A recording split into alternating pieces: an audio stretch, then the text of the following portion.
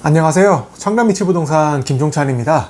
오늘은 영상 제목에 써있듯이 현재 시점, 현 시점에서 어떠한 유능한 부동산을 만나야 될까, 어떠한 중개업자를 만나야 될까에 대해서 한번 설명을 드려보려고 합니다. 먼저 제가 생각하는 현 시점에 대해서 설명을 드리자면, 현 시점은 매도자와 매수자 간에 어떠한 사람도 우위에 있지 않고 상호 간에 동등한 시장입니다. 쉽게 얘기해서 매도자가 우위인 시장이라면 매도자가 갑인 거고, 매수자가 우위인 시장이면은 매수자가 갑인 것인데, 한 2년 전만 하더라도 매도자가 완전한 갑이었던 시장이었습니다. 그때 당시에는 매수자가 매도자에게 금액을 조율해 달라 그래도 절대 조율이 안 되었고, 실제로 2년 당시에 저희가 청담동에 건물을 계약한 사례가 있었는데, 그때 당시 상호 간에 95억 원의 매매 계약을 체결을 하기로 서로 약속을 하였는데, 계약하기 한 3, 4일 전에 매도인분이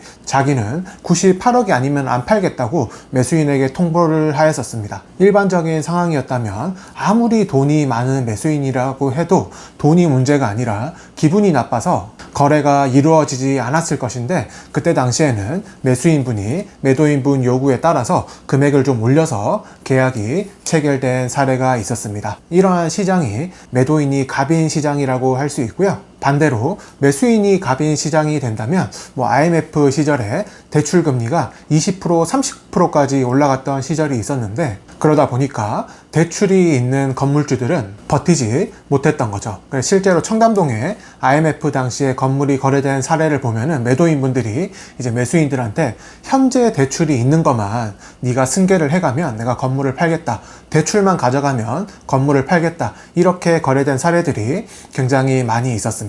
또한 IMF 시절에 대출금리가 너무 오르다 보니까 이제 경매 시장에 물건들이 쏟아져 나왔는데, 물건들이 쏟아져 나오다 보니까 계속해서 유찰이 되었고, 그때 당시에는 이제 매수인들이, 돈이 있는 매수인들이 자기 입맛에 맞는 건물을 골라서 살 수 있었던 시절이 있었습니다. 이러한 시장이 매수인이 완전한 갑인 시장인데, 현재 시점은 이 상호 간의 동등한 입장이고, 매도인분들은 급한 사정이 있다면 금액을 많이 내려서 팔 것이고, 버틸 수 있는 여력이 있는 매도인들은 절대 금액 내고를 해주지 않을 거고요. 반대로 매수인들도 자금력을 갖추고 있는 분들이라면 자기가 마음에 드는 건물이 금액이 내려올 때까지 기다릴 것입니다. 아니면 매수인들이 자기가 마음에 드는 건물이 있다면 오히려 그 건물주에게 금액 제한을 해서 이게 딜이 된다면 거래가 이루어질 수 있는 시장이 현재 시장입니다. 이러한 시장에서 유능한 부동산이라 하면 어떤 부동산일까? 첫 번째,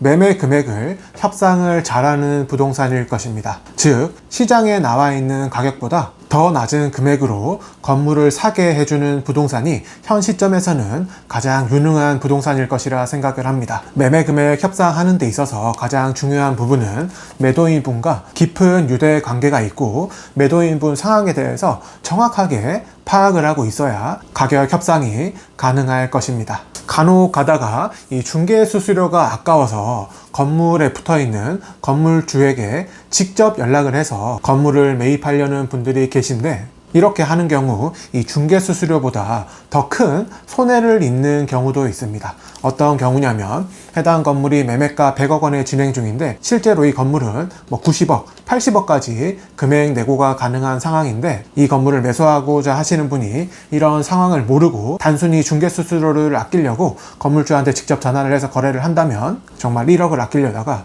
10억, 20억의 손해를 보는 경우가 발생을 합니다.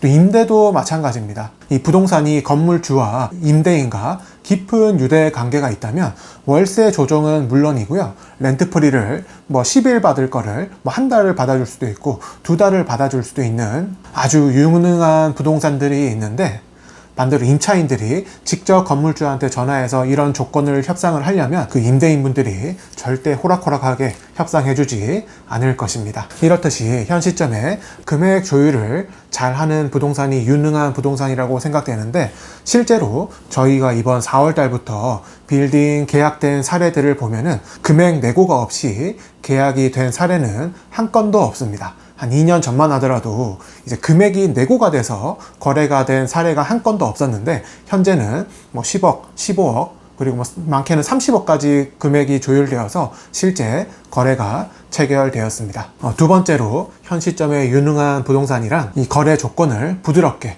그리고 노련하게 조율할 수 있는 부동산입니다. 즉 매도인과 매수인 간에 이제 기분 좋게 거래를 마무리해 줄 수 있게끔 해주는 부동산인데, 거래 조건을 부드럽게 조율하기 위해서는 이 매도인과 매수인 간의 성향을 잘 파악을 해야 되고, 그 상호 간의 분위기를 잘 파악을 해야 되고, 많은 거래 경험이 있어야 할 것입니다. 사실 이 수십억, 수백억 하는 건물을 가지고 있는 분들이나 이런 건물을 사고자 하는 분들은 사실 보통 사람들이 아닙니다. 일반 내기들이 아닌데, 그분들은 각 분야에서 정말 난다 긴다 하는 분들이고, 인터넷에 뭐 이름만 검색하면 다 나오는 분들이기 때문에 보통 내기들이 아닙니다. 그래서 이런 분들을 상대로 부동산이 뭐 매도인 간 매수인 간의 뭐 기분을 고려하지 않고 자기 기분대로 거래 조건을 조율한다면, 예를 들어서 거래를 진행하는 과정에 매도인이 매수인한테 좀 무리한 요구를 할 수 있고, 매수인도 매도인한테 좀 무리한 요구를 할 수 있습니다. 굉장히 낡은 건물인데,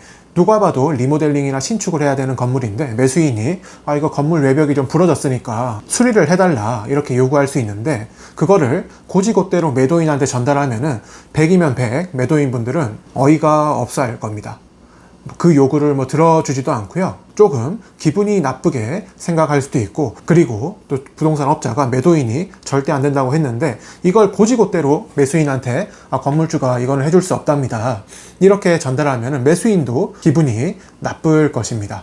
내가 뭐 100억짜리 200억짜리 건물을 사는데 고작 저거 하나 못 해주냐, 이런 식으로 기분이 나빠질 수 있기 때문에 이렇게 가운데서 중개를 한다면 장단컨대 제가 수십 년을 해도 이 부동산의 실력으로는 단 한 건의 거래도 성사시키지 못할 것입니다. 아무리 좋은 매도인과 아무리 좋은 매수인 간이라고 해도 중개 역할을 잘 하지 못하면 거래가 성사되기 힘들 것입니다. 현재 이 부동산 빌딩 시장이 굉장히 거래가 활발하게 일어나고 있고, 제가 처음에 말씀드린 것처럼 금액이 매력적으로 조율되는 건물들이 많이 나오고 있고, 건물을 사고자 하는 분들에게는 정말 기회가 아닌가 생각이 들 정도로 거래가 활발하게 일어나고 있습니다. 그래서 해당 영상을 보시는 분들 중에는 건물을 팔고자 하는 분들도 있을 것이고 사고자 하는 분들도 있을 것인데, 유능한 부동산 중개업자를 만나셔서 원하시는 바를 꼭 이루셨으면 좋겠습니다.